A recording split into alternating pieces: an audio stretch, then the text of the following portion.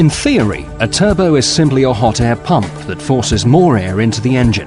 With more air, the engine can generate power more efficiently, improving performance, reducing fuel consumption and cutting emissions. The turbo is mounted in the exhaust system between the exhaust manifold and the exhaust pipe. As exhaust gas exits the engine, it drives the turbine, which turns the compressor, pulling in air and compressing it.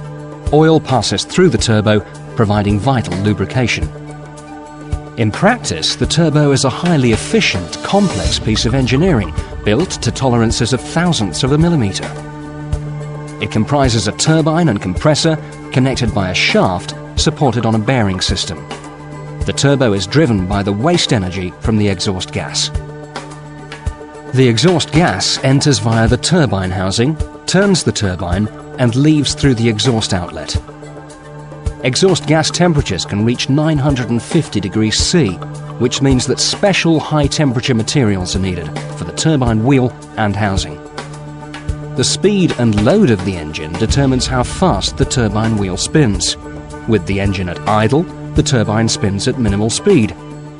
As more gas passes through the turbine housing, the turbine rotates faster. At full speed, the turbine wheel can rotate at up to 240,000 RPM. The compressor wheel is connected to the turbine by a forged steel shaft and is powered by the spinning turbine. Air is drawn into the compressor housing by the compressor wheel and is compressed as the blades spin at high velocity. The shape of the housing converts the high-velocity, low-pressure airstream into a low-velocity, high-pressure airstream at the outlet. Air enters the compressor at ambient temperature, but leaves it at up to 200 degrees C. As air temperature increases, its density decreases, which reduces power. So it's usually passed through a charge air cooler or intercooler, which uses air or water to cool the hot, high-pressure air. The forged shaft linking the turbine and compressor runs in a bearing housing, lubricated by oil from the engine. The oil is fed under pressure into the bearing housing to the journal bearings and thrust system. The oil also acts as a coolant, taking away heat generated by the turbine. The journal bearings float on a film of oil between bearing and shaft and bearing and housing. The clearances for these oil films are critical. At both ends of the bearing housing are unique oil seals. Totally unlike normal engine oil seals, they're specially designed to cope with the turbo's extreme temperatures and pressures and help ensure that oil does not leak into either compressor or turbine housings. A small turbine will give a good response at low engine speeds. However, at higher engine speeds, it can overspeed and overboost the engine. To prevent this happening, some turbos are also fitted with a wastegate to control boost pressure. As soon as the pressure reaches a preset maximum level, a valve opens, allowing the excess exhaust gas to bypass the turbine wheel and go straight out through the exhaust. In a wastegated turbo, the turbine wheel can safely be smaller, giving better engine response and yet still maintaining maximum power output. Turbos with or without a wastegate can be successfully stripped and remanufactured, as long as the manufacturer's exacting specifications are followed and genuine new replacement parts are used. All remanufactured turbos supplied by us use genuine new replacement parts and R2OE standards.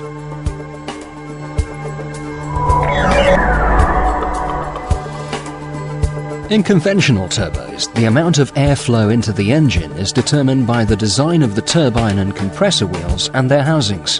This design is inevitably a compromise between its performance at low and high engine speeds. An even more effective method of adapting turbo characteristics to improve engine performance at all engine speeds is the variable turbine turbo. Depending on the manufacturer, variable turbine turbos use moving vanes or a moving nozzle to alter the turbine stage while the engine is running. This allows more efficient use of exhaust gas energy and airflow to provide the desired boost level across the widest range of engine speeds.